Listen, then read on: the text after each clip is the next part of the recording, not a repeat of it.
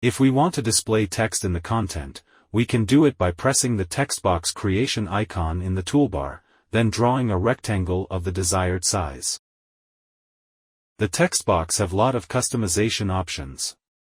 In the Size and Alignment section, we can set the alignment and size of the TextBox relative to the page.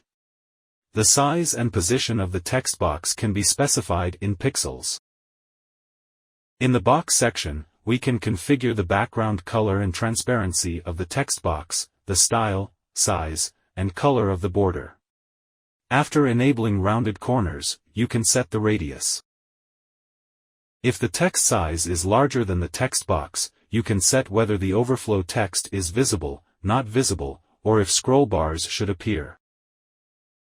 You can set the distance between the border and the text on each side.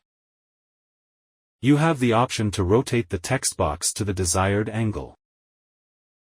Various filters and animations can be applied to the TextBox. In text settings, you can configure its color, font type, size, weight, alignment within the box, and line height. Shadow can be added to the text.